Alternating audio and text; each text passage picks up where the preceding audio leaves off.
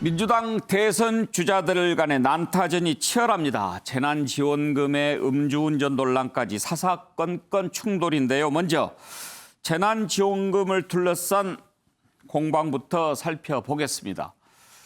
지금 정부 당국 재난지원금 국민의 88% 지급하기로 방침을 정했죠. 그런데 이재명 지사, 경기도민들은 전부 다 지원금 받도록 하겠다 이렇게 밝히고 있습니다.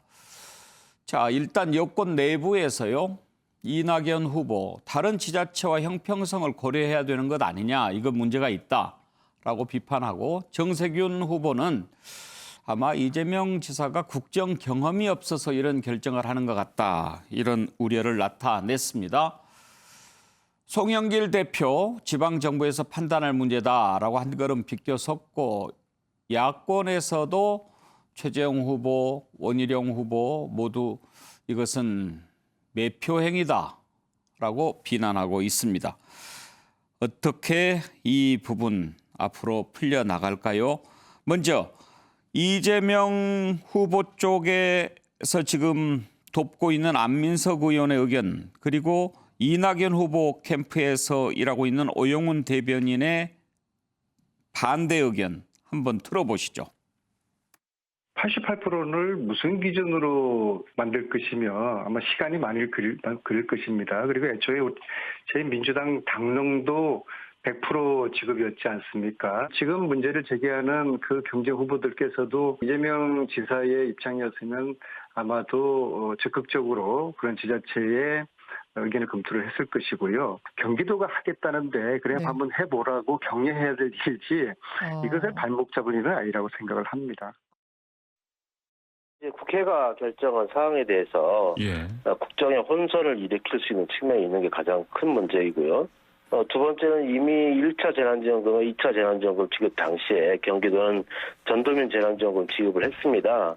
그런데 이게 내용을 보면 2조 7천억 원가량 빚을 낸 것으로 나타나고 있고요. 이는 경기도민이 약 14년간 빚을 갚아야 한다는 언론의 분석도 있습니다. 이런 상황에서 소득 상위 12%까지 지급하겠다는 것은 이해하기 어렵습니다. 예, 양문석 이사장은 지금 이재명 후보 캠프에서 일하고 있죠? 예, 경남 본부장을 맡고 있습니다. 경남 본부장. 예. 우리 패널 가운데 이렇게 이제 후보 캠프에서 일하는 분들이 계시니까 미리 좀 밝히는 게 오히려 오해의 소지가 없고 편하죠, 우리도. 그럴 것 같아요. 예. 자, 그런데 지금 문제는 다른 지역은 그러면 어떻게 하느냐, 경기도만 주면 그런 부분을 다른 후보들이 문제를 삼는 건데 이재명 후보는 지금 경기도 전원 지급한다는 거 딱 방침을 확실히 정했나요? 적극적으로 검토한다고 이야기를 했고요. 애초에 이제 그 다른 지역에서 우리는 100% 하자라고 하는 이제 한 7개의 그 시가 있었고 그다음에 또 한 6개의 시는 반대한다는, 그러니까 경기도 안에서도 이 지방자치단체장 속에서 의견이 합의 이루어진 건 아니거든요. 그런데 이제 이재명 지사 입장에서는 계속해서 100% 지급에 대해서 계속 당론 과정에 있어서 입장을 내왔고 지금도 계속 이제 그 이야기를 하는데요. 좀 평가를 해볼 지점이 좀 있습니다. 예를 들면 그동안에 우리가 기본소득이나 그 재난지원금 같은 경우에 기본적인 데이터 없이 계속해서 자신들의 상황에 맞는 그 논거를 대 가지고 아주 소모적인 논쟁을 해왔었잖아요. 그러면 더불어민주당 입장에서는 기본소득에 대한 입장들을 그 당론으로 가지고 있고, 그러면 기본소득과 유사한 전국민 재난지원금에 대한 부분에 있어서도 한번 쳐다볼 필요가 있다. 이게 지금 형평성 이야기하는 거는 하향 평준화를 요구하는 거거든요. 그럼 계속해서 하향 평준화를 이야기할 거냐? 그러면 형평성 문제에서 다른 시도라도 한번 100%를 해보고, 그래서 비교 분석을 해서 어느 게 복지, 경제, 행정, 비용 영역에서 더 효과적이냐를 볼 수 있는 그 새로운 이 도전이거든요. 저는 경기도의 정책적 도전이라는 표현으로 이러한 도전들을 해보고 여기에 대해서 경제적 효과를 한번 더 체크해보자. 그리고 소멸성 지역 화폐라는 거는 기간이 정해지고 그 기간 안에 반드시 써야 되는 화폐란 말이죠. 그러면 이러한 소멸성 지역 화폐가 경제에 어떤 그 영향을 주는가. 이재명 지사 계속해서 1차 재난지원금이 전 국민 대상으로 줬기 때문에 그때 그 기본적인 골목 상권이 살아나고 경제적 효과가 있었다는 이야기를 해왔단 말이에요. 그런데 거기에 대한 구체적인 데이터들에 대해서 한번 새롭게 그 설계해서 이 과정에서 한번 해보자 하는 측면에서 봤었을 때는 오히려 민주당의 다른 후보들이 격려하고 지원을 해서 이 상황에 있어서 전 국민의 그 88%를 준다 하는데 너는 그러면 12% 해갖고 한 100% 한 해봐. 그래가지고 어떤 효과가 있는지 한번 보게 하면서 상향 평준화의 형평성을 맞출 이러한 국가 발전의 고민들을 해야 되는 것 아니냐. 그리고 또 갈등 비용이 있잖아요. 88%와 88.1% 0.1%가 돼서 못 받는 사람들 이런 갈등 비용들은 그럼 또 어떻게 해결할 것이고 88%를 구분하면서 그걸 일일이 체크해야 되는 행정 비용은 어떻게 할 것이냐 이런 측면에서 본다면 이 부분에 대해서 계속해서 포퓰리즘이라고 공격할 것이 아니고 새로운 한국 사회의 변화 그리고 미래 사회의 변화를 위해서 충분히 격려하고 지원해서 여기에서 실험적으로 한번 해보자 할 수 있는 게 민주당 그 당내 후보들의 기본적인 태도가 여야 되는 것 아니냐는 게 제 생각입니다. 끝났어요? 너무 좀 길었나요? 너무 길어요. 죄송해요. 그렇게 길게 이야기하면 앞으로 이 다음 질문 이제 뺄 수도 있어요. 자, 그러면 중간에 지적을 해주시지. 지적을 하려고 그랬는데 너무 빨리 해가지고 자 정리를 한번 해볼게요. 길었지만 너무 길었으니까 일단 상향 평준화로 가자. 그리고 이 전 국민 재난지원금 지급은 이재명 지사 측의 오래된 소신이었다. 지금 이제 그런 말씀인 거죠. 네. 알겠습니다. 그렇게 말하면 될 것을. 근데 박원석 총장, 문제는 이제 형평성 아니겠습니까? 그렇죠. 그리고 또 그 부분은 따로 좀 생각해 볼 문제인데 지사의 프리미엄. 그러니까 이제 지금 원희룡 지사 같은 경우에는 지사직을 사퇴하면서 이제 제도를 한번 공정하게 해보겠다라고 하는데 현직 지사로 있으면서 또 그런 것도 프리미엄 그 논란에 또 휩싸일 수 있는 부분도 있단 말이에요. 뭐 그런 논란이 있을 수밖에 없을 것 같고요. 이재명 지사가 그 일관되게 어쨌든 보편적 지급을 주장하고 또 그래야만 하는 이유를 설명하는 것도 일견타당합니다.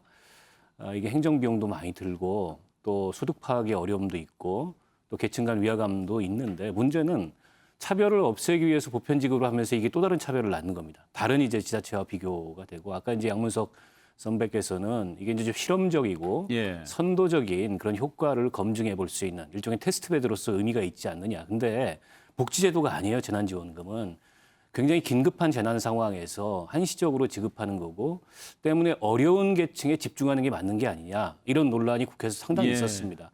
그러니까 88%라는 그런 지급 대상 결정이 굉장히 어떻게 보면 정치적이고 졸속으로 이루어진 것 자체가 문제인데 어쨌든 결정이 된 겁니다. 그리고 그 88% 지급을 할 때는 지방자치단체도 20%를 부담하게 돼 있어요. 그렇다 보니까 경기도가 31개 시군인데요.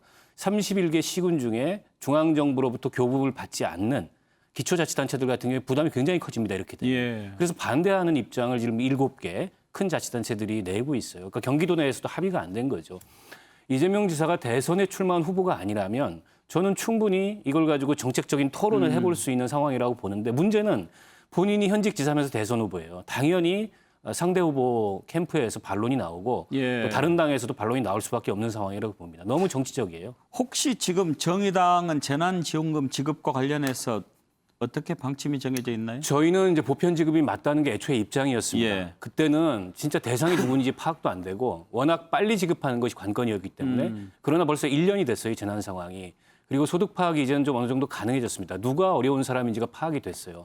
그래서 이번 재난지원금 지급 같은 경우에는 뭐 국회에서 논의가 결정이 됐습니다만 어려운 계층한테 영세상공인이라든지 자영업자라든지 저임금 노동자한테 집중하는 것이 맞는 게 아니냐. 그러면 88%보다도 더 낮추더라도 어려운 사람 쪽을 더 많이 도와줘야 된다. 그런 의견도 당내에 상당수 있었습니다. 윤석열 후보 캠프에서 일하고 있는 김경진 전 의원께 혹시 지금 이재명 후보의 경기도민 전 도민 재난지원금 지급에 대해서 윤 후보 측의 입장은 나온 게 있습니까? 아직 못 본 것 같아요. 공식적은 없죠. 네, 못 본 것 같아요. 그러면 그런 생각도 갑자기 드는데 윤석열 후보 쪽에서 이재명 후보에 대한 공격을 좀 자제하는 것 같아요. 별로 이렇게 보이지 않아요. 그런 건 아니고요. 예. 이제 어제 입당식을 했고요. 그다음에 의원실 아마 저기 국민의힘 의원실을 다 돌았던 것 같아요. 예. 그러다 보니까 아마 거의 어제 오후까지 그냥 하루가 꼬박 다 갔던 상황이 아닌가 싶고요. 예. 저희는 별로 그렇게 공격하는 거 좋아하지 않습니다. 그렇습니까? 네. 어쨌든 저 이제 요 상황에 대한 입장들 이제 제 입장을 좀 말씀드릴게요. 그래도 와서 평론하는 것이 제 본래 직업 중에 하나였으니까 일단 1년에 지금 계속해서 문재인 정부 들어와서 국가 부채가 한 100조 가량 계속해서 증가하고 있거든요. 상황이 심각합니다. 그렇다고 해서 그러면 경기도 자체가 항상 흑자냐? 경기도도 적자거든요. 지금 경기도 자체의 재정 부채 비율이 한 20몇 % 될 거예요 보면. 근데 경기도가 저렇게 주면 사실은 내년에 지방선거 있지 않습니까? 다른 시도지사들도 다 따라서 하려고 할 거 아니겠습니까? 그러면 전남이라든지 강원도 이런 데는 이게 재정 자립도 되게 안 좋거든요. 예. 따라가려다가 사실은 가랭이 찢어져요 보면. 그리고 박원순 총장께서 아까 얘기했듯이 이건 기본적으로 국회에서 얘기를 할 때 가급적이면 어려운 소상공인이라든지 이런 쪽으로 갔으면 좋겠다라고 하는 큰 예. 방향에 이게 정해져 있는데 본인이 대선 주자다 보니까 그냥 반칙을 해버린 거예요 보면. 그래서 제일 우려가 이재명 경기도에서 저렇게 하면 결국은 나라 전체를 그냥 다 털어먹는 파퓰리스트적 정책 아닌가 예. 이런 우려가 강하게 있습니다. 지금 이제 그 말씀은 윤석열 후보 측 캠프의 얘기가 아니고 김경진 의원의 개인 의견인 거죠. 그렇죠. 예. 장성철 교수한테는 좀 다른 분석을 한번 부탁을 드려볼게요. 이재명 후보가 경기도만이라도 전부 다 주겠다라고 얘기했을 때 분명히 이런 반발이 있을 것 예상하지 않았겠습니까? 그럼에도 불구하고 이렇게 밀고 나갔을 때 뭔가를 기대했을 것 같은데 그 속셈이 뭐라고 보시는지요? 저는 매표행위라고 보여집니다. 어쨌든 저 자금을 100% 모든 국민에게 경기도민에게 다 주게 되면 돈 받은 분이 싫어할 일은 없잖아요. 그런데 매표 행위라고 하면 경기도 표만 없고 다른 표를 손해 볼 수도 있다는 거 아닙니까? 근데 다른 쪽은 못 받은 분들이 나는 받았다라고 하는 분들하고 이렇게 비교를 해봤을 때 받은 분들이 더 적극적인 투표 행위를 할 수 있다고 보여집니다. 경기도지사라는 막대한 예산권과 행정권을 갖고 있는 분이 저런 식으로 국회, 정부, 청와대가 합의한 사항을 저렇게 뒤집는다는 것 자체가 저는 참 나쁜 정치라고 보여져요. 저게 대선 후보를 하시겠다는 분이잖아요. 대선에 출마하시겠다는 분이 저런 식으로 행정권과 예산권을 행사를 통해 가지고 표를 얻겠다라는 그런 인식을 주는 것 자체가 저는 참 나쁜 행위라고 보여집니다. 그리고 양문석 이사장님께서 사회적 갈등 비용을 얘기를 하셨는데 행정은 모든 사람을 만족시킬 수가 없어요. 만족시키려면요, 기준과 원칙을 충분하게 세워서 그거를 설득을 해야 됩니다.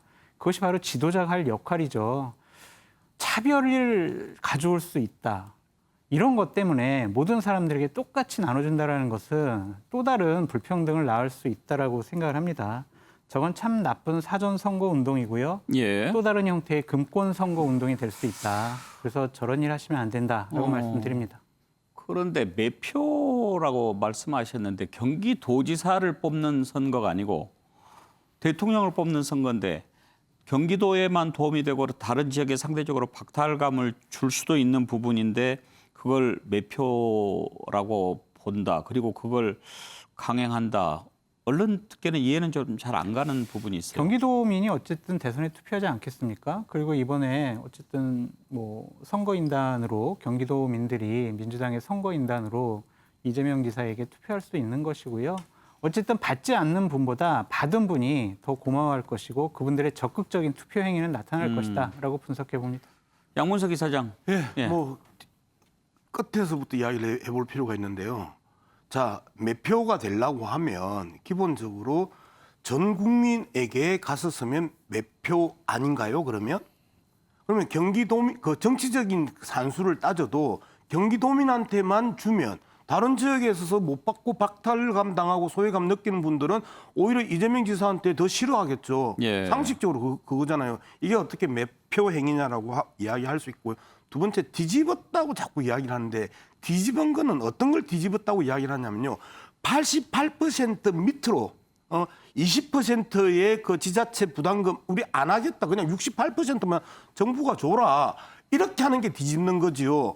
기존의 그 기본에다가 플러스 알파를 통해서 자신의 정책적 소신 그리고 도지사로서의 그 약속 이런 부분들을 그 해 나가고 더 좋게 실현하는 부분들을 어떻게 뒤집었다고 이야기를 하나. 그리고 예. 자꾸 반치라고 이야기를 하는데 자. 당정청이 합의를 했습니다. 당정청이 합의를 했고 기본적으로 당연히 100% 지급에 대한 입장을 가지고 있었는데 정부가 그 부분에 대해서 상당히 그 비판적으로 쳐다보고 결국 88%라는 임의의 선을 그었어요. 그러면 거기에서 그 계속해서 100%를 주장했던 사람 입장에서 그러면 우리가 12%를 채워서 그 100%를 해보겠다 하고 하는 이러한 실험 정신에 대해서 그럼 해보자. 그리고 어떤 효과가 나는지 재난지원금이 사실상 거기까지. 예. 그 장성철 교수의 주장에 반박하는 것까지만 일단 듣는 걸로 하고요. 박원석 총장은 어떤 말씀? 글쎄 뭐 이거 가지고 매표를 하겠다는 일차원적인 생각은 아니었을 거라고 보고요. 다만 이제 이재명 지사의 슬로건이 이재명은 합니다. 뭐 이런 건데. 그러니까 본인이 차별화된 정책 추진력 이걸 다시 한번 환기시키겠다 이런 의도는 있는 것 같아요. 그러니까 최근에 이제 이재명 지사가 여러 가지 이제 이 코너에 몰린 상황도 좀 있었지 않습니까? 지지율도 정체되고 이걸 좀 반전시키기 위해서 재난지원금 12% 경기도는 다 지급하겠다 이 카드를 뽑아둔 것 같은데, 근데 이게 이제 논란 과정에서 꼭 저게 득이 될지는 잘 모르겠습니다. 그래요. 왜 굳이 다른 지역도 있는데 이렇게 했을까, 하려고 할까 궁금했는데 박원석 총장 분석이 저는 좀 이해가 됩니다. 그러니까 이재명은 합니다라고 하는 것을 보여주고 매표행위라고 하셨는데 장성철 교수 그런 부분은 있겠죠. 경기도는 확실하게 챙기는 모습을 보면서 이재명 지사가 대통령이 되면 확실하게 뭐 챙길 건 챙겨주겠구나. 뭐 이런 마음을 갖게 할 수는 있겠죠. 그런데요, 그 정치 지도자는 책임감이 있어야 합니다. 저는 저러한 모습이 무능력하고 무책임하다고 보여집니다. 왜냐하면 경기도의 재정 자립도가요, 63.7%예요. 그럼 대략 37% 정도 빚을 얻어가지고 중앙정부의 지원을 받아서 경기도의 도정을 운영하게 됩니다. 저런 모습. 빚을 내서 국민들에게 나눠준다? 이것은 너무 무책임하고 무능력한 모습이다라고 말씀드려요. 득이 될지 독이 될지는 봐야 할 것 같습니다.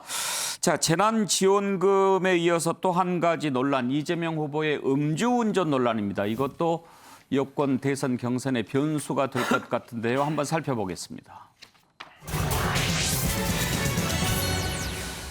이재명 지사의 음주운전 논란은 사실 이재명 후보 측의 자책골 성격이 좀 강합니다. 박진영 전 대변인, 그러니까 이재명 후보 캠프의 상근 대변인이었죠. 그랬는데 이런 얘기를 했습니다. 윤석열 후보 너무 술을 많이 마신다. 뭐 사람들 만나면 맨날 술 마시고 그렇게 술 좋아하면 뭐 이런 식으로 비꼬았죠. 그랬더니 윤석열 후보 측에서 술 얘기할 형편이 그쪽이 아닐 것 같은데 음주운전이나 하지 마세요. 이런 식으로 반격을 했습니다. 그거 이준석 대표가 했습니다. 이준석 대표가. 이준석 대표가 윤석열 후보가 음주운전이라도 했나 이렇게 이제 비꼰 거죠. 이걸 막는다고 박진영 대변인이 또 이런 얘기를 했습니다. 음주운전은 분명 잘못된 행동이지만 대리운전비를 아끼려는 마음에서 음주운전을 했을 수도 있다. 가난이 죄라고 느낄 수 있다. 이런 얘기를 한 겁니다. 좀 그렇죠. 논란이 됐고 결국 사흘 만에 대변인에서 물러나게 됐습니다. 자, 이렇게 문제가 생기면서 또 이재명 후보가 음주운전 전력이 있죠. 한번 걸려서 벌금을 낸 일이 있는데 여기에 대해서 변명의 여지 없이 반성하고 사과드린다. 그렇게 얘기를 했습니다. 그랬는데 이제 또 이낙연 후보 쪽에서 그게 꼭 한 번인가 의문스럽다. 그때 자료에는 2005년이라고 그랬는데 2004년이라고 그랬는데 또 5년도 있는 것 같고 벌금을 150만 원을 냈다고 하는데 옛날에는 초범은 70만 원, 재범 수준이 150만 원인데 그러면 혹시 또 2번 이상 한 거 아니냐? 이런 공격을 한 겁니다. 자, 이재명 후보의 음주운전 반성하는 발언을 먼저 들어보죠. 이것도 동료에 대한 최소한의 애정에 관한 문제라는 생각이 듭니다. 먼저 변명의 여지 없이 제가 음주운전 한 사실은 다시 반성하고 또 사과드립니다. 죄송합니다. 정말 죄송하고요. 사실 민주당은 이미 아주 오래전부터 전과의 벌금 액수와 상관없이 모든 전과를 공천 심사할 때 제출하고 있습니다. 그 전과 기록 공개하지 않아도 이미 당에 다 제출돼 있습니다. 본인들도 내셨을 텐데 그 말씀하시니까 좀 이해하기가 좀 어렵습니다. 예, 양문석 이사장, 이재명 지사가 낸 그 전과가 전부다 이렇게 얘기하는 거죠? 예. 예. 근데 이제 좀 이 논의를 예. 우리가 좀 해봤었을 때 우리가 방금 자료 화면에 박진영 그 대변인 이야기가 예. 그 자료 화면을 보면 지난달 15일이에요. 네. 근데 지난달 15일에는 박진영 대변인이 그 이재명 지사 캠프에 합류하기 전입니다. 그 합류하기 전에 저기 보세요. 지금 그 까만 테두리를 해서 지난달 15일 SNS라고 예. 적혀져 있죠. 합류하기 전의 이야기였거든요. 그러니까 자연인으로서 자기가 한 이야기인데 이번 건을 엮어서 갑자기 이재명 지사 캠프의 대변인이 음주운전을 옹호하고 이중처벌해서 이야기를 하고 서민 코스프레를 하고 하면서 이제 집중적으로 때려버렸단 말이에요. 그러니까 박진영 이 대변인 입장에서는 상당히 억울한 거예요. 정치적 공격에 자신이 희생됐다라고 하는 부분에 대해서 이제 강하게 어필하고 있고 예. 오늘 저뿐만 아니고 장성철 그 교수한테도 박진영 전 대변인이 이제 자기가 억울하다라는 부분들을 보내왔는데 내용이 이거예요. 자연인 신분일 때 비공개 친구만을 대상으로 쓴 글을 캠프와 연관된 것처럼 기사한 게 정당한가요? 라고 하는 무슨 얘기인지 알겠어요. 그런 측면에서 이제 시청자 여러분들께서 박진영 전 대변인의 이 억울함 그리고 정쟁을 해도 기본적인 순서와 질서가 있는데 이 부분에 대해서 넘어서는 이 부분에 대해서는 좀 읽어주시라라는 부분들. 박진영 대변인이 이제 그런 나름 억울한 입장을 밝힌 거군요. 네. 장성철 교수도 그 문자를 받았어요? 네, 받았습니다. 예, 어떻게 생각하세요? 박진영 대변인이 억울한 부분이 있는 것 같아요. 저건 어쨌든 이재명 지사 대변인 역할을 하면서 한 얘기가 아닌데 과거에 했던 얘기를 지금과 이제 연관시켜서 했다라는 것 자체가 조금 너무 과한 공격을 하는 것이 아니냐라는 생각이 좀 듭니다. 그래도 그때 당시에 대변인 신분은 아니었지만 이재명 지사를 옹호하기 위해서 그런 글을 쓴 거 아니겠습니까? 그 당시에는 정세균 의원께서 예전에 음주운전과 관련된 여러 가지 법안을 낸 것과 관련해서 그것을 링크하면서 이제 저런 얘기를 쓴 것으로 보여져요.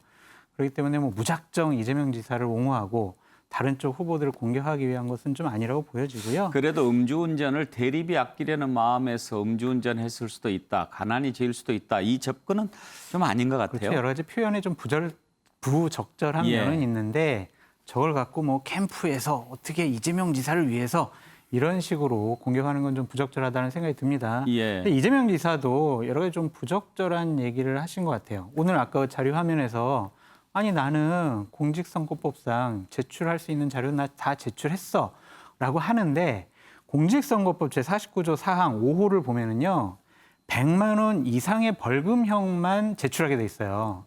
그러니까 지금 김두관 후보나 다른 쪽 후보들은 100만 원 이하의 음주운전 벌금형 받은 거 있냐 없냐 그걸 물어본 건데 좀 사실관계를 호도해서 이재명 지사가 해명한 것이다라고 말씀드립니다.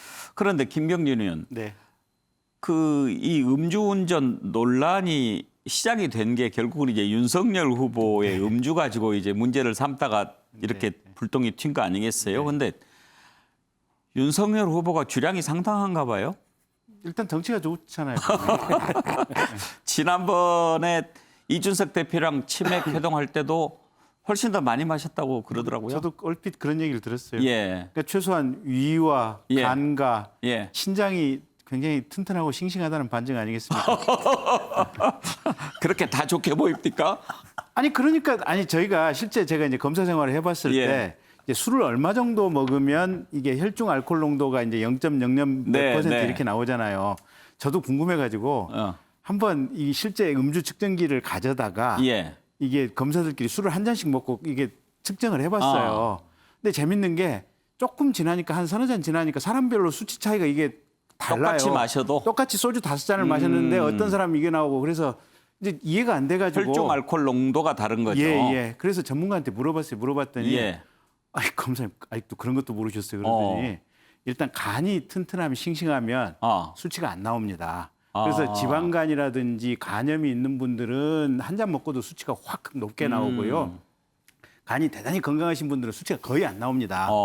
그다음에 이제 몸이 큰 사람들은 이게 혈중 알코올 농도잖아요. 피 속에 몸 안에 이게 수분이나 혈액이 많이 돌아다니고 있으면 똑같은 양을 마셔도 이게 디퓨즈가 되잖아요. 분산해서 퍼지잖아요. 그러니까 수치가 굉장히 안 나오는 거예요, 보면. 근데 몸집이 왜소하거나 적으신 분들은 이게 압축이 돼 있으니까 같은 5잔을 먹어서도 수치가 높게 나와요, 보니까. 그러니까 이게 개별 어떤 신체 조건에 따라서 수치가 이게 굉장히 달라요. 근데 자, 너무 깊이 들어갔고. 네. 아무튼 윤석열 후보가 이렇게 그 사람들 만나면서 술 마시는 모습을 좀 많이 보여서 그걸로 좀 공격하려고 한 것 같은데. 근데 이게 그러니까 제가 저 이제 정치평론 방송을 한 10년 가까이 했었는데 제가 그전에 이런 얘기 많이 했었거든요. 여야 간에 굉장히 긴장감이 심할 때 아니 대통령이 야당 대표 좀 청와대로 불러서 저녁에 조용히 소맥 한 잔씩 하면서 형님 동생 취하면 이렇게 하면서 이게 결정적으로 이 문제를 좀 풀어낼 수 있는 이런 국가 지도자를 봤으면 좋겠다라고 하는 얘기를 누차 반복해서 했거든요. 근데 최소한 윤석열 후보는 신체 상태로는 그건 되는 것 같아요. 그래요. 아니 너무 정치가 삭막한 것보다는 네, 이렇게 가볍게 반주도 하고 그러면서 또 이야기하는 거 필요하죠. 그런데 이제 보면은 처음에 등장해가지고 이렇게 술 마시는 모습을 좀 적지 않게 보여준 것. 또 조홍천 의원 만났는데 조홍천 의원이 다리 너무 쩍 벌리지 마라 이렇게 충고를 했다고 해요. 그리고 요즘에 또 발언과 관련된 부분들 이런 부분들은 좀 캠프 안에서 고쳐야 된다 이렇게 누가 좀 건의를 합니까? 이제 저희들이 모아서 건의를 하고 있고요. 예. 그래서 이제 후보도 가령 이제 어떤 단어 표현 몇 가지라든지 이제 자세라든지 이게 뭐 얼굴 이렇게 좌우로 왔다 갔다 하는 부분도 지금 많이 줄어들었거든요. 이 프리퀀시 이 주사율 빈도 자체가 많이 줄어들었어요 보면. 그래서 그냥 도리도리라고 해. 뭘 말을 그렇게 어렵게 해요. 알겠습니다. 어쨌든 그래서 이제 많이 좋아지고는 있는데 그래도 몸 안에 근육에 붙어 있는 습관이 이렇게 쉽게는 잘 안 고쳐지는 것 같아요. 근데 그 TV 토론 전까지는 최선을 다해서 저희도 고치도록 이렇게 노력을 해볼 생각입니다. 근데 참 이 이야기가 재밌어요. 술을 많이 마신다고 지적을 했더니 소통을 잘할 수 있는 신체를 가졌다고 설명을 해요.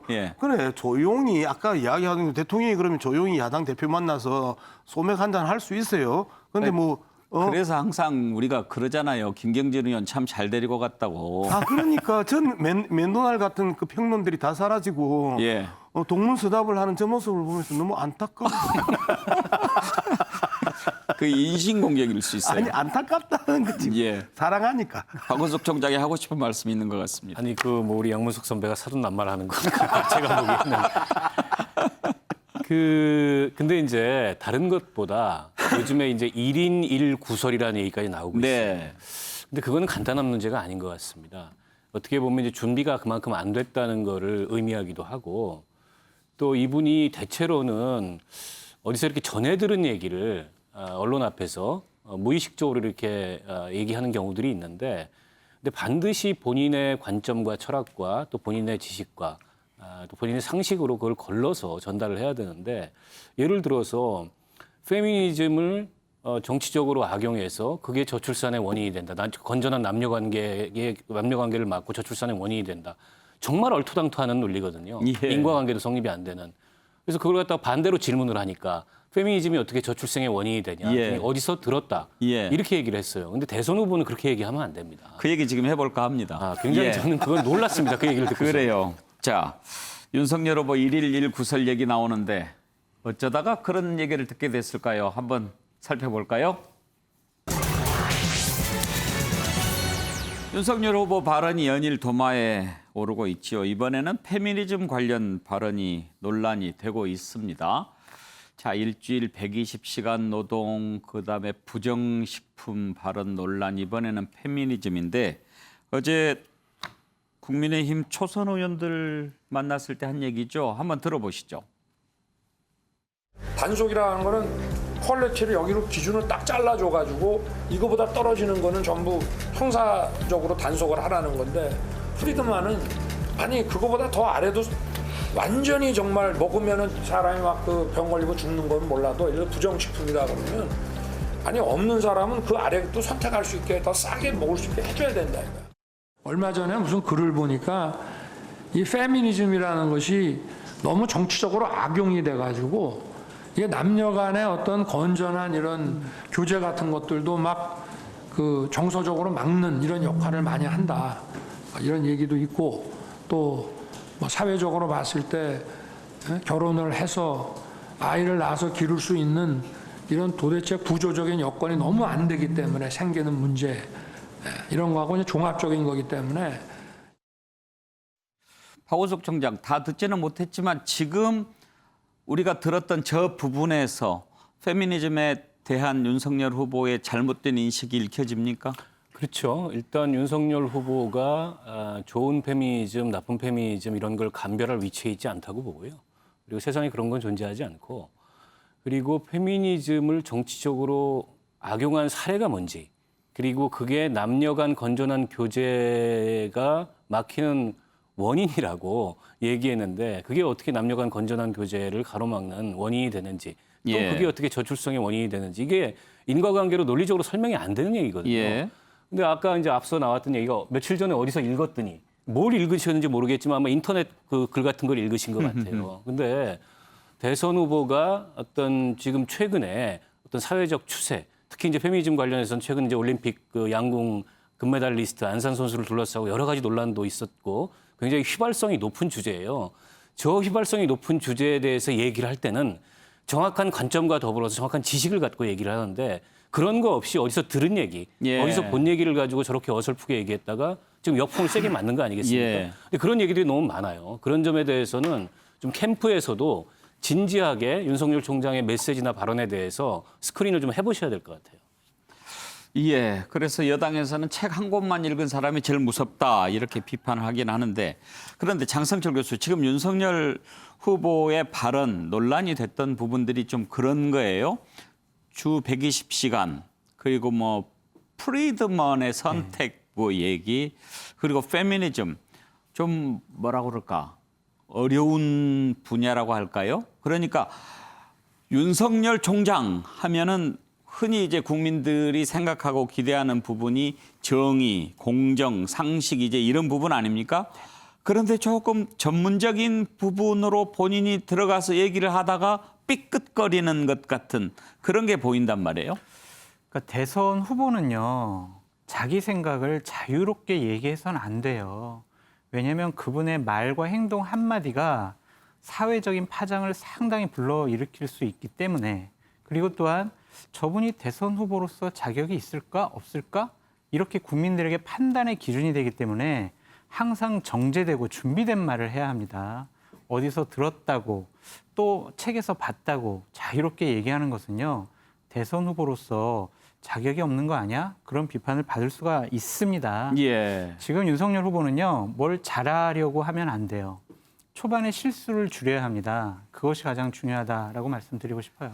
예, 이런 논란들이 생기면 윤석열 후보 그렇게 얘기하죠. 내가 원래 말하려고 했던 것은 그게 아니었다. 잘못 전달됐다. 이렇게 해명을 하는데 이번 논란된 발언에 대해서도 해명을 또 그렇게 했습니다. 한번 들어보시고 이어서 여권 내부에서 좀 걱정하는 목소리 함께 같이 들어보시죠. 뭐 좀 어이없는 얘기고, 예를 들면 햄버거를 파는 기업이다라고 하면 그 과도한 기준을 지키려고 하면 단가가 올라가기 때문에 이제 저소득층에서는 그보다 훨씬 싸게 선택할 수 있는 것을 제한한다. 그거를 형사 처벌까지 하는 것은 좀 과도하다 하는 그런 얘기를 매경 인터뷰 때 한 거로 제가 기억이 되고, 정치를 제가 처음 시작하다 보니까 좀 검사 시절에는 그 재판부와 또 이 조직 수뇌부 또 같은 팀원 뭐 이런 분들을 설득하는 게 이제 직업이었고, 정치는 또 좀 다른데 제가 아마 그 설명을 좀 자세하게 하다 보니까 예시를 들어가면서 뭐 그런 일들이 좀 오해를 불러일으킨 그런 부분도 있었던 것 같은데, 제가 앞으로 그런 점들은 좀 많이 유의를 할 생각입니다. 네. 이제 저 정치권에 진입을 해서 여의도 문법을 익혀가는 과정이라고 봐요.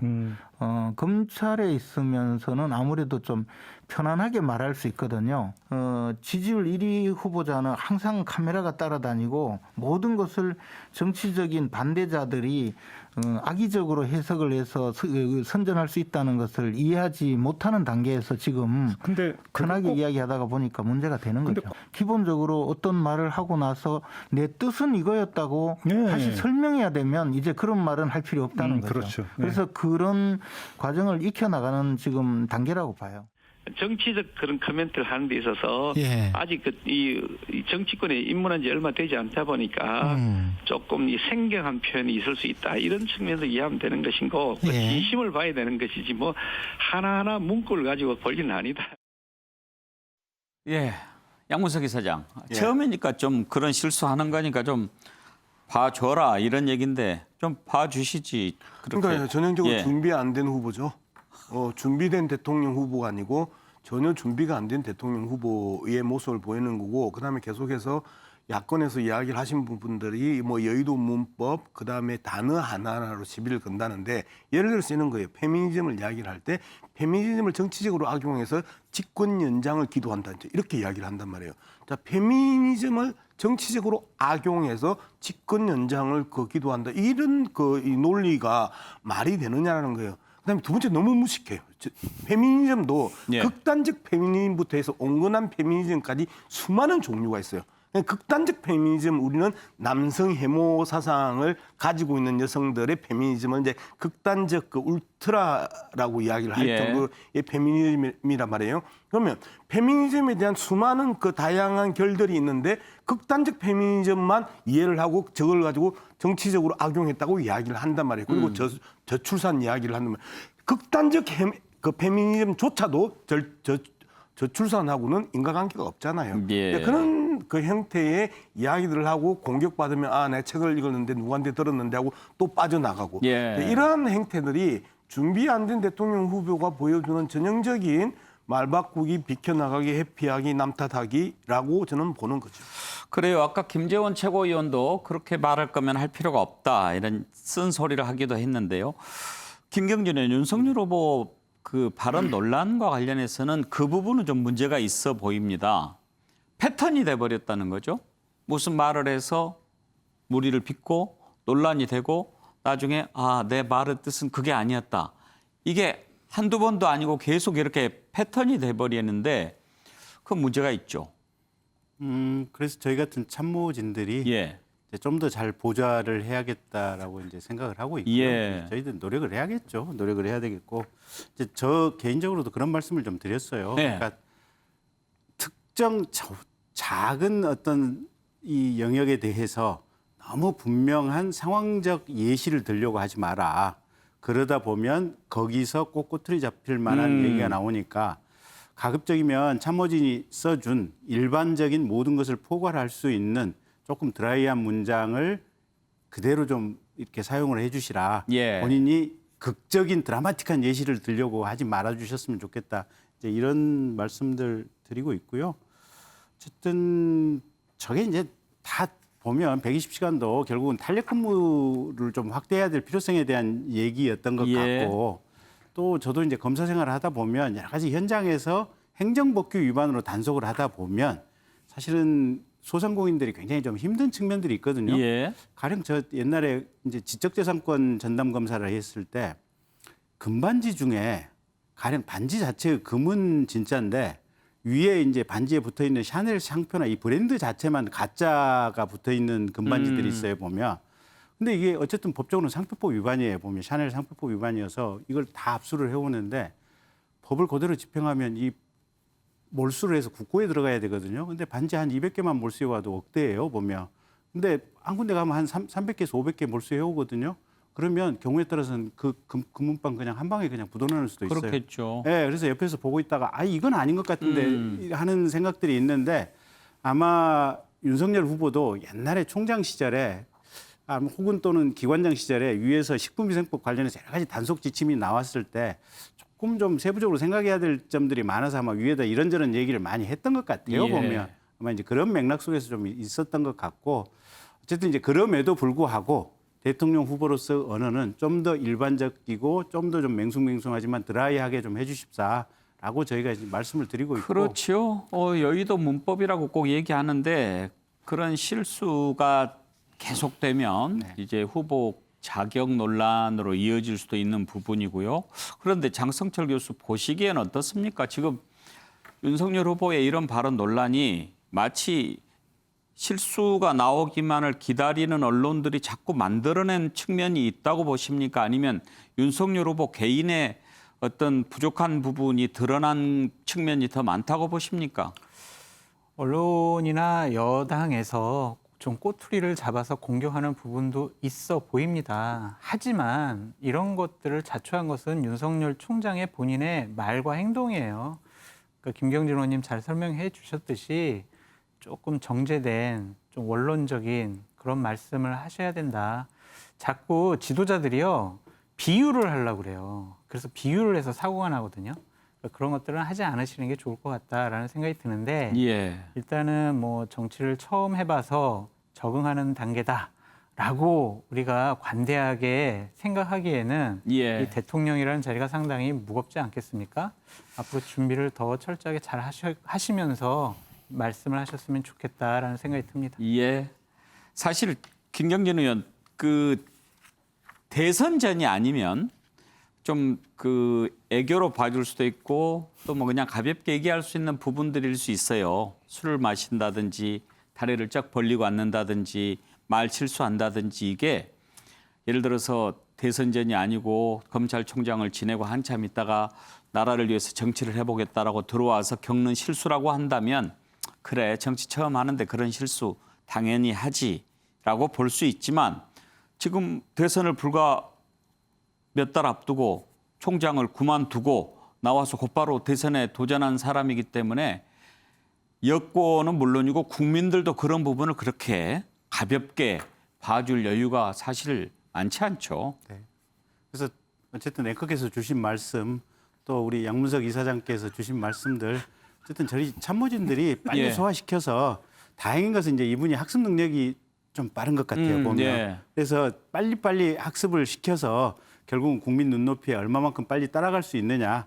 그런 부분이 관건인 것 같아요. 그렇죠. 저부터 좀 반성하고 노력하겠습니다. 언제 공부시켜서 대통령 하겠어요. 장성철 소장이 엑스파일 때 했던 이야기가 다시 한 번 더 새록새록 떠오르는데요. 해명하다가 시간 다 보낼 것 같다라는 그 표현을 우리 장 교수가 썼거든요. 좀 아름답게 넘어가려고 하는데 또 그걸 아니 그 얘기를 하니까 저도 한 방 좀 쳐야겠어요. 엎어서 아니 누구처럼 파퓰리즘으로 국가 털어먹을 후보는 아니다. 그 얘기를 한 방 치고 싶습니다. 꼭 또 반론을 하게 만드는데 오늘 앵커께서 기회를 안 주실 것 같은데 참는다 진짜. 아무튼 우리끼리는 그 국민들 짜증나게 그렇게 그 공격하지 말고 어떻게 하면 더 좋은 후보가 국민들한테 선을 보일 수 있을까라고 노력하는 그런 토론을 하도록 합시다. 예, 알겠습니다. 열심히 하겠습니다. 감사합니다. 자, 다음으로 넘어갈까요? 국민의힘에 입당한 윤석열 후보 우선 당내 지지 기반 확산에 주력하는 모습입니다. 이제 당내에서 경선을 해야 되니까 그렇겠죠. 지도부 상견례하고 초선 의원들 모임에서 강연을 하고 그리고 103명인가요? 국민의힘 의원실을 전부 돌아다니면서 입당 신고식을 치렀다고 합니다. 상당히 속도감이 있는 그런 스킨십 행보를 보이는 것 같습니다. 윤석열 후보의 발언을 몇 가지 들어볼까요? 보수, 중도 그리고 이 진보를 아우르는 큰 빅텐트가 이제 필요하다는 생각을 가지고 있었는데요. 그래서 그동안 이 생각을 함께 해주신 또 중도나 이런 진보 쪽에 계신 분들하고 제가 그 사전에 어떤 교감이나 양해나 이런 상의도 없이 전격적으로 이 국민의힘에 그 입당을 했습니다. 그분들이 좀 상심하셨을 수도 있지만 그 당 소속 신분으로서 나라의 정상화를 바라는 많은 국민들과 함께하는 것이 더 올바른 생각이라는 판단하에 또 예상보다 좀 더 일찍 입당을 하게 됐습니다. 대통령에 도전하겠다는 이런 생각, 그거는 뭐 사실은 총장 퇴임할 때까지만 해도 이런 생각을 갖지 못했습니다. 이게 보통 일이 아니고 정말 그 개인적으로 보면은 불행한 길이고 정말 패가 망신하는 길입니다. 모든 거를 던지고 그야말로 모든 사람한테 손가락질 당할 각오를 하면서도 명예고 뭐 인간관계고 다 버리고 정말 국민을 위해서 그 나라 걱정을 해서 정말 한번 해보겠다는 생각을 가지면 모르겠습니다만은 이것이 가문의 영광이고 개인적인 광영이라고 생각한다면은 그거는 큰 오산이기 때문에 저도 이거를 결정하는 과정이 전 또 지켜봤지 않습니까? 전직 대통령도 제가 사법 처리를 해봤고 정말 뭐 검사로서의 숙명입니다만은 그게 한국의 현실입니다. 하여튼 결정하기 쉽지 않았습니다. 박원석 총장, 패가 망신하는 길이다라고 하면서도 저렇게 출마하는 그 마음은 뭘까요? 별의 순간이 보였겠죠. 그리고 어떤 공적 소명의식 같은 거를 말씀하시는 걸 텐데 저는 윤석열 총장이 전격 입당해서 또 아주 전격적인 이제 스킨십을 확대하고 있는 거는 잘하는 것 같아요. 기왕에 입당을 했다면 입당한 이후에 뭐 주저주저하거나 머뭇거리거나 혹은 낯을 가리거나 그러면 오히려 당내에서 윤 총장에 대한 의구심들이 더 커졌을 텐데 지금 일종의 이제 불확실성을 빠르게 지어나가고 있는 거 아니겠습니까? 기왕 정당이 된 거 저는 저런 스킨십 확대는 잘하는 거라고 보고요. 다만 이제 여전히 남아있는 숙제는 그래서 윤석열 총장은 대한민국을 어떤 나라로 만들겠다는 거냐. 그리고 이른바 이제 보수 정당에 들어가기 때문에 기존의 보수의 가치 혹은 보수가 보였던 여러 가지 우리 국민들 입장에서 마음에 들지 않았던 그런 모습들, 이명박 박근혜 전 대통령 시대와 같았던 그런 보수의 한계, 이걸 어떻게 뛰어넘을 거냐. 지금 본인의 의욕은 뭐 중도까지 혹은 합리적인 진보까지 다 포괄해서 압도적 정권 교체를 하겠다지만 그게 보수 정당에 들어가 쉽지 않은 길이거든요. 본인이 어떤 확장성을 볼 거냐 이걸 증명해내는 게 과제라고 봅니다. 장성철 교수, 네. 사실 윤석열 전 총장 대선 출마 선언 이후에 이렇게 지지율이 한참 올라가다가 몇 가지 이렇게 뭐 스캔들 불거지고 또 실수 나오고 그러면서 지지율이 좀 하락하고 그런 움직임 보이지 않았습니까? 그래서 일부에서는 반기문 전 총장처럼 아마 곧 뭐 그만둘지도 몰라 이런 시각도 있었거든요. 네. 그런데 지금 보면 일단은 한 고비는 넘은 것 같이 보입니다. 국민의힘에 입당한 이후에 지지율도 더 올라가고 맞습니다.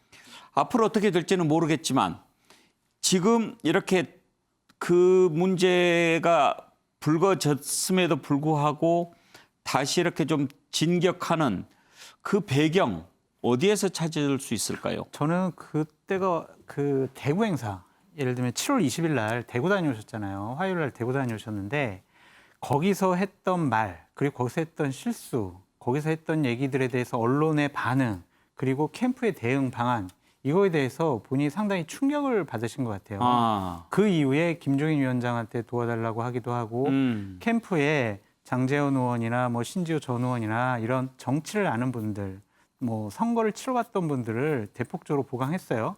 거기에 활용 점정은 어쨌든 김경진 전 의원님이 거기에 특보를 맡으신 거죠.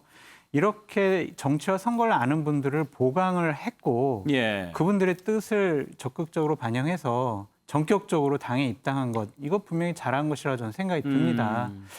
여론조사를 쭉 분석을 해보면요. 국민의힘을 지지하는 층에서 윤석열 총장에 대한 지지율이 대략 그 전보다 20% 정도 올랐어요. 그렇기 때문에 지금 지지율이 상승하는 것으로 보여지고 지지율이 어느 정도 견인이 된다면 저렇게 뭐 사소한 실수라고 전 표현을 하고 싶은데 저런 사소한 실수 같은 경우엔 충분히 캠프 내에서 아니면 국민의힘이 보호막을 치고 윤석열 총장의 비전이나 정책 이런 쪽으로 프레임을 전환시킬 수 있다. 그래서 아주 잘한 선택을 최근에 하셨다라고 말씀드려요. 예, 그럴 듯합니다. 그런 분석이 좀 공감이 가는데 재미있는 게요. 이번에 이제 국민의힘에 입당하고 또 정치인들의 조력을 받고 그러는 와중에 한때는 참 윤석열 검찰총장 당시에 거의 뭐 아주 으르렁거리기도 했던 그런 사람들도 함께하는 그런 모습 볼 수가 있게 됐습니다. 특히 이번에 또 중책도 맡게 된 장제원 의원 청문회 때 윤석열 총장 아주 거세게 몰아붙이기도 하지 않았습니까? 총괄실장을 맡게 됐다고 하는데 그때 당시 모습 한번 보고 싶은데요. 장모로부터 사기를 당해서 30억을 띄었다. 그 장모의 대리인이 지금 구속돼서 징역 2년 6개월 받아 살고 있는데 실질적으로 사기를 한 주범인 장모는 거리를 할부하고 있다. 이 사건이 지금 어디에 있는지 아십니까? 제가 여쭤보겠습니다. 이게 지금 어디 고소가 됐거나 뭐 소송이 들어온 게 있습니까? 최모 윤석열 지검장의 장모가 김모 신한도 출근의 직원과 공모를 해서 이 잔고증명서를 위조를 했다는 것이 밝혀졌습니다. 아니 그럼 피해자가 고소를 하면 될 거 아니겠습니까? 어? 아니 아무리 국감장이지만 너무하신 거 아닙니까?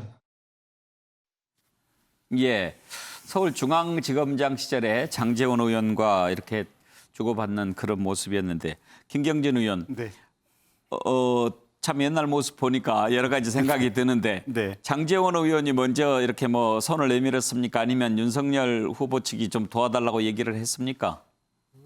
아마 윤석열 후보가 장제원 의원에게 도와달라고 요청을 했다라고 저는 알고 있고요.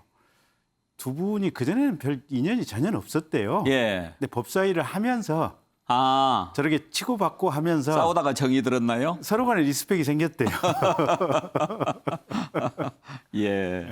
이번에 장제원 의원 총괄실장 맡게 됐고 또 몇몇 의원 어떤 의원들이 좀 주로 윤석열 후보를 많이 돕습니까? 그러니까 이제 지난번에 박민식, 그다음에 그다음에 신지호, 그다음에 이두화 전 의원. 근데 가장 앞권이 지금 김병민 교수 같아요, 보면.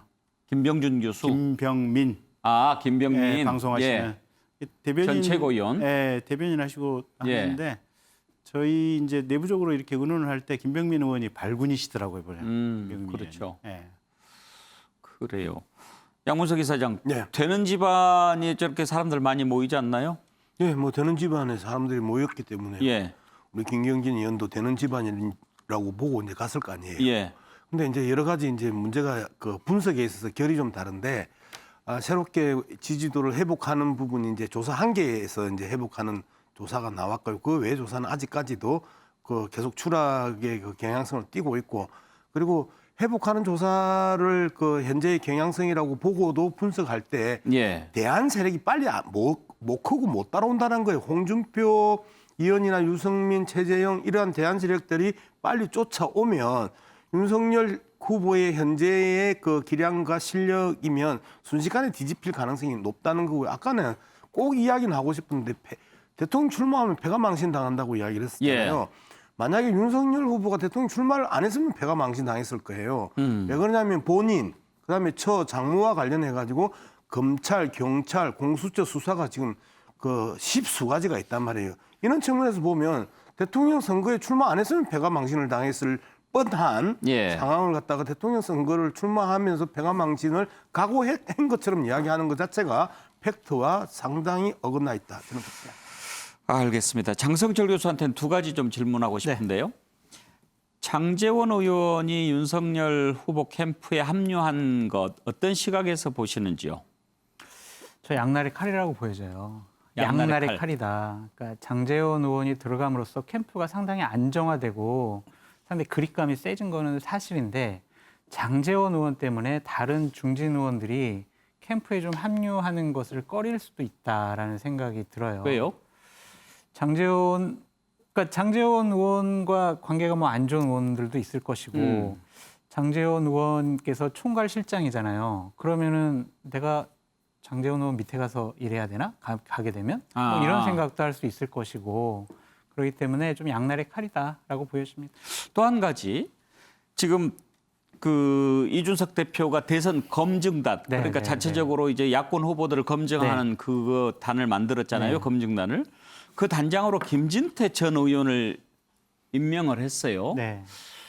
이 부분은 어떻게 봐야 할까 궁금합니다. 왜냐하면 장제원 의원이나 김진태 의원이나 그전에 법사위 시절에 윤석열 총장, 지검장 때 이렇게 공격을 많이 하기는 했는데 장제원 의원과는 좀 결이 다르잖아요. 그리고 지금 김진태 전 의원이 윤석열 총장을 어떻게 생각하는지는 잘 모르겠고 이준석 대표가 김진태 전 의원을 검증단장으로 특히 윤석열 후보 쪽을 검증을 하도록 맡긴 게 윤석열 후보 잘 도와줘라라는 것으로 얼른 읽히지는 않는단 말이에요. 그러니까 어쩔 수 없는 선택이었다라고 이준석 대표는 얘기하고 있습니다. 왜냐하면 법조인들이 대부분 당직을 좀 맡고 있거나 아니면 특정 캠프에 가서 도와주고 있기 때문에 결국에는 원외 인사 중에서 법조인 출신을 찾을 수밖에 없었다. 많은 분들이 추천됐지만 김진태 의원이 가장 적임자라고 본인이 판단을 했다라고 얘기를 하거든요. 김진태 의원은 뭐 들리는 얘기 또한 본인의 SNS 상에서는 윤석열 총장은 대통령 후보가 되면 안 돼라는 쪽으로 강하게 의견을 좀 표명하고 있는 것 같아요. 그러니까 그러한 의견 표명이 과연 공정하게 대선 후보 검증할 수 있는 검증 단장의 적임자냐 이런 논란도 불러올 것으로 보여지는데 일단은 좀 며칠 상황을 두고 봐야 될 것 같아요. 아직 확정된 건 아닌 것 같습니다. 그러면 김경진 의원한테 물어볼까요? 김진태 검증단장 혹시 윤석열 후보 캠프 쪽에서 좀 긴장합니까? 어떻게 생각합니까? 그런 부분 없습니다. 뭐 요구 자료 요구라든지 뭐 해명 뭐 이런 부분들 와서 성명하라라고 하면 가서 당연히 성명할 생각이고요. 기존에 이제 주진우 변호사가 이제 그런 역할을 하고 있었는데 충분히 뭐 성명할 것도 다 뭐 준비돼 있다 이렇게 보시면 될 것 같습니다. 자 이렇게 당내 지지 기반은 넓혀가고 있는데 외연 확장에도 그동안 좀 노력하지 않았습니까? 그런데 몇몇 외연 확장으로 해서 뭐 전 여권 인사들 접촉해서 들어오기로 했다 이런 얘기도 있었는데 그 부분은 좀 쉽지 않아 보입니다. 예를 들면 최이배 의원이라든지 김성식 전 의원 그리고 김관영 전 의원 이런 분들 영입한다 뭐 그런 얘기가 있었는데 최이배 전 의원 같은 경우에는 아니다라고 하면서 윤석열 후보를 공정과 상식이 없는 후보다라고 폄하했습니다. 공정과 상식을 기치로 내세운 윤석열 후보에게 공정과 상식이 없는 윤석열 캠프와 같이 할 일이 없다. 중도 확장한다고 하면서 행보를 보면 완전히 보수고 수구다 이렇게 비판했습니다. 그리고 또 다른 영입 대상으로 분류됐던 사람들은 약간 불쾌감을 토로하는데 그쪽에서 보자고 해서 잠깐 만나서 뭔 얘기인가 들어봤는데 나중에 뭐 영입 제안을 했다라고 하면서 이름을 더럽혔다 이렇게까지 반발하는데 박원숙 총장 이제 그런 부분들에 대해서 좀 뭔가 제대로 사전에 얘기가 충분히 안 된 상태에서 발표한 거를 비판하는 거죠. 그렇죠. 최이배 의원 글을 저도 읽어봤는데 저 정도 되는 분들을 영입을 하려면 후보가 직접 한 분 한 분 찾아가서 본인이 어떤 동기와 또 어떤 포부를 가지고 대선을 출마했고 그리고 여러분이 어떤 역할을 좀 해주셨으면 좋겠다. 이렇게 삼고초려하는 자세가 필요한데 그게 아니고 그쪽에 이제 의사타진을 한번 해보고 바로 이제 언론에 그런 보도가 나가게 되면 당사자들로서는 기분이 굉장히 나쁘고요. 또 저분들이 보수 정당의 그 갈래에 서 있었던 분들이라면 그나마 뭐 좀 거부감이 덜할 거예요. 근데 그런 분들이 아니기 때문에 국민의힘에 입당한 윤석열 후보 쪽에서 그런 얘기가 나오는 것이 마땅치 않을 거고요. 저는 결국 국민의힘 입당을 선택하면서 얻는 것도 있지만 잃는 것도 있는 겁니다. 윤석열 총장이 중도 확장, 뭐 합리적 진보까지 포함한 압도적 정권 교체 얘기하지만 현실적으로는 굉장히 어려운 길이 저는 돼버렸다라고 생각하고 바로 이제 이런 효과들이 지금 나오고 있는 게 아닌가 싶습니다. 양문석 이사장이 이제 언론 플레이라고 생각을 하는 것 같아요. 이분들은. 네네. 뭐 그 당장 구체적인 이야기가 오가지 않았는데 만난 것 자체로 영입 이야기를 흘리고 하면서 이제 제이배 의원 같은 경우 화가 많이 난 것 같고, 그다음에 김성식 의원이 상당히 진보적인 보수 정당의 몸을 담고 있었음에도 불구하고 경제 정책이나 사회복지 정책을 보면 상당히 진보적인 오히려 정의당에 가까운 그런 이 면모를 정책적으로 보여주는 분이거든요. 예. 네, 그런 분한테 저런 언론 플레이를 해버리니까 그 사람 만난 적도 없다라고 표현 자체가 아주 격렬하잖아요. 뭐가 다급했나, 안타깝다, 뭐 이런 표현들을 쓰는데 기본적인 하수 중의 하수, 영입에 있어서 하수 중의 하수라고 제이배 의원이 이야기했던 그런 모습들을 이제 그러니까 준비 안 된 후보는요 어쩔 수가 없어요. 계속 준비 안 된 모습만 보여주는 거예요. 김경진 의원 하실 말씀 있으신가요? 시간이 얼마나 있어요? 한 2분 있나요? 준비된 패널이에요. 저는. 사실은 저 문제의 모든 진원지는 저예요. 제 책임이에요. 하기야 옛날에 같이 했던 분들이네요. 제 책임이고, 그러니까 실은 찾아가서 제가 이제 만나서 이런저런 얘기, 뭐 꼭히 영입 제안일 수도 있고 이런저런 얘기를 하다 왔고, 근데 그게 무슨 이제 완성된 단계의 것은 전혀 아니고요. 근데 이제 이게 저희들도 이제 기자 취재에 응할 때 참 조심을 해야 되는데 이제 어떤 기자분들하고 얘기를 하다가 비보도를 당연히 전제로 해서 이제 이런 분 만나고 왔다, 이런 분 만나고 왔다라고 했는데 그게 비보도 전제가 뭐가 깨져버렸나 그냥 나가버렸어요 보니까. 비보도 전제 그거 그러니까 이제 이게 뭐 결론이 나온 것도 아니고 그냥 뭐 이게 찾아갔고 내 마음속으로는 저런 분들 영입하면 진짜 좋겠다. 그러니까 이게 희망사항이고. 그 마음 충분히 이해가 갑니다. 그리고 내가 한번 찾아갔었다. 딱 요 정도예요 보면. 그리고 이 내용도 지금 익은 게 아니기 때문에 정말 말 그대로 뭐 조금 이게 열매가 맺을지 말지 뭐 이런 상황이니까 이건 기사화 될 수도 없는 내용이라고 했는데 그게 어느 언론의 기사로 나가버리니까 본인들 입장에서는 저렇게 화가 나셨겠죠. 범인이 김경진 의원이구나. 그러면 한 가지만 물어봅시다. 이제 뭐 저분들 만나서 그랬을 거 아니에요. 내가 만나보니까 참 보기보다는 괜찮은 분이더라. 와서 이렇게 같이 일을 하면 참 좋을 것 같아서 뵙자고 했다. 그랬을 거 아닙니까? 아니 그 얘기도 안 했어요. 그래요? 그 뭐 왜 만났어요? 그러니까 이제 정확히는 아니 뭐 형님 뭐 하고 계십니까? 또 지금 어떤 일 지금 상황이 있고 어떤 아니 제가 뭘 여쭤보고 싶은 거냐면 이제 그쪽으로 김경진 의원이 간 거를 그분들이 다 아시잖아요. 반응이 어떻던가요? 별로 그 자체는 무슨 크게 얘기를 오고 가지 않았어요. 그러니까 지금 현재 당신이 하고 있는 상황, 그러니까 제가 하고 있는 일, 당신이 하고 있는 상황, 뭐 또 캠프 안에서 이제 어떤 상황들 뭐 이런 것들 이제 주로 얘기를 했었죠. 그래서 그러니까 아주 초보 단계의 얘기였는데 그게 그러니까 이게 참 어렵더라고요. 보면 언론 대응이라고 하는 게 저도 참 이번에 저거 기사 나가고 나서 마음이 아픈 게 저게 이제 결과적으로 보면 제이배 의원 같은 경우는 저렇게 SNS로 올린 것 그 자체로 해서 사실은 영입이 이제 불가능한 상황이 돼 버렸거든요. 보면 그래서 조금 마음이 좀 아픈 상황입니다. 그런 일이 있었군요. 이야기해 주셔서 이해가 됐습니다. 자, 그리고 끝으로 짧게 지금 이제 국민의힘과 국민의당 합당 문제 아직도 해결이 잘 안 되고 있는데 어떻게 풀릴지 잠깐 짚어볼까요? 김기현 원내대표 그리고 국민의당 권은희 의원의 얘기를 한번 들어보죠.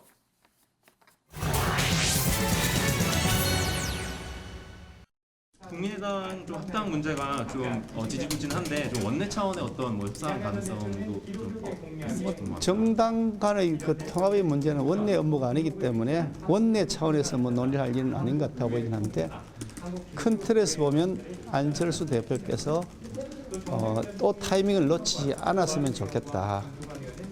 이런저런 여러 가지 복잡한 계산을 하다 보면 나중에 엉뚱한 곳으로 가게 될 경우가 생긴다라는 말씀을 드리고 싶습니다. 현재 플랫폼이 실패했습니다. 합당 여부, 성사 여부와 상관없이 열린 플랫폼은 실패하고 국힘에 모두 입당시키는 방법으로 진행을 국힘이 하고 있는 그런 상황입니다. 그렇다면 이런 야권의 외연 확장을 위해 안철수의 역할이 다시 필요한 거 아니냐라는 것이 제 생각이고요. 그래서 기존에는 어떤 플랫폼으로 대체하려고 했던 부분들이 지금 현재로서는 안철수가 대권 후보로 출마해서 그런 역할을 해야 될 필요성이 있는 거 아니냐라고 보고 있습니다.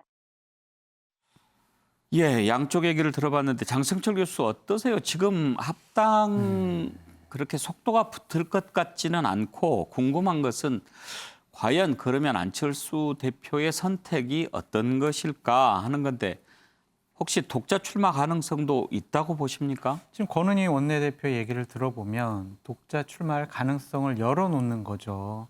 하지만 지금 당세가 좀 약하고 지지율이 좀 낮게 나오지 않습니까?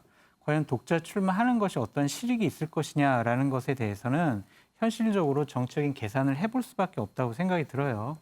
합당 문제 같은 경우도 그렇습니다. 처음에 안철수 대표가 아무런 조건 없는 그런 합당을 하겠다라고 선언을 했는데 양당의 합당의 과정들을 살펴보면 계속해서 추가 조건이 된 것 같아요.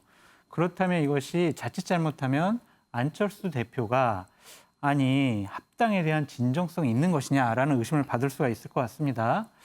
양측이 지금 감정 싸움이 심해졌습니다.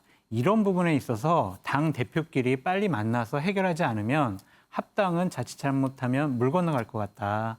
그런 생각이 듭니다. 예.